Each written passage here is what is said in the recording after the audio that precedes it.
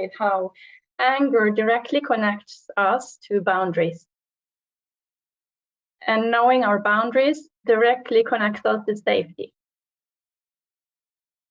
So our ability to feel anger and express anger in a healthy way gives a sense of inner security, but also security in the relationship.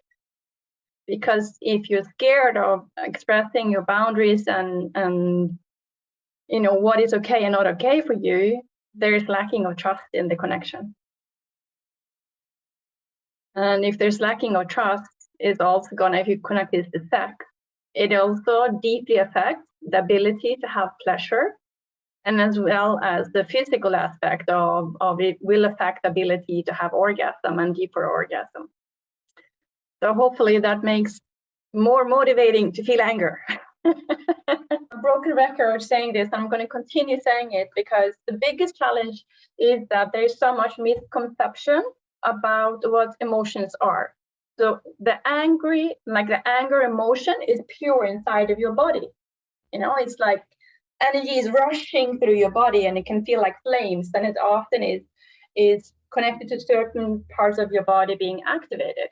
But it doesn't need to be only in the feet and the arms, which is more like the anger reaction we have when it's connected to fear.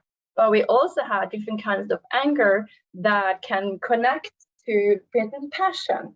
You know, like a lot of anger is actually directly connected to passion, being deeply passionate about something. The examples that's often used in spiritual, but also non-spiritual settings is this supposed science research where they were giving water and plants and etc. different kinds of emotions. And first of all, this science was not done a correct way. And in addition, it mixes the anger action, you know, or reaction. So saying something angry to a plant or water is an angry action, not an angry emotion.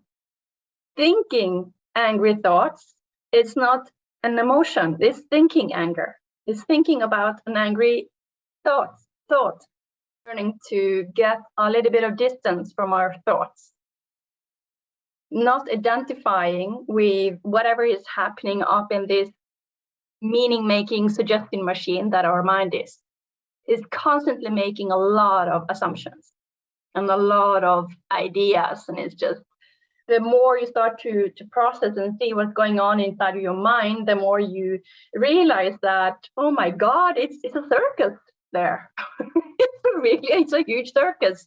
It goes from drama to thriller to sadness to, you know, all these kinds of things, and suddenly it's killing, and suddenly it's, you know, suddenly it's a romantic situation with a person you just seen for the first time. You know, so coming back to anger as the pure activation tells you and guides you to your boundary. And boundaries is where you can keep feeling soft in your energy. So as long as your boundaries, and you know your boundaries, that's the thing, you have to know your boundaries. You have to be connected to your body and your emotions in order to know your boundaries. However, what is often a huge misunderstanding when it comes to boundaries is that people will be like, you are crossing my boundary. And the thing is, no one can cross your boundary unless you first have stated your boundary. So that's something to be really, really take self-responsibility for. So no one is actually crossing your boundaries, is you have allowed someone to cross your boundary. So the one you're actually angry at is yourself.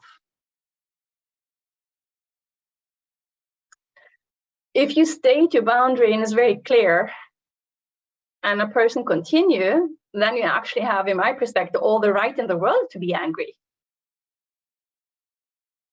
But we do not have the right to be angry at someone for crossing our invisible boundaries.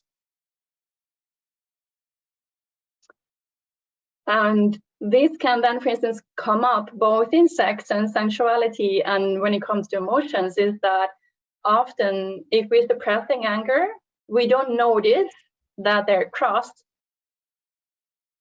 and then we respond with quite emotional reactivity, or maybe go into a trauma response. Speaking of boundaries and how boundaries are not solid, they tend to change. You know, they can be different with different person. They can, depending on your mood that day or your energy level and etc.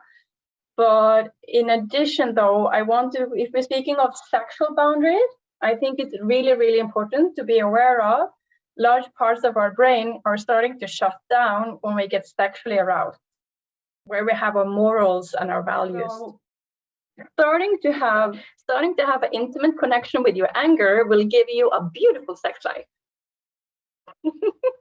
Because when you're safe with your own anger and you have a healthy relationship to your own anger, you will have a different relationship to other people's anger.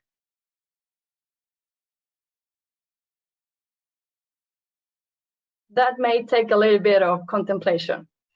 But the thing is, judging our own anger, and if we tend to always suppress our own anger, then we tend to also then judge other people's anger and think that they should also suppress their anger. We're much more sensual and sexual when we feel safe, right? When we feel seen. We tend to relax more into our bodies, and then more pleasure will be available for us.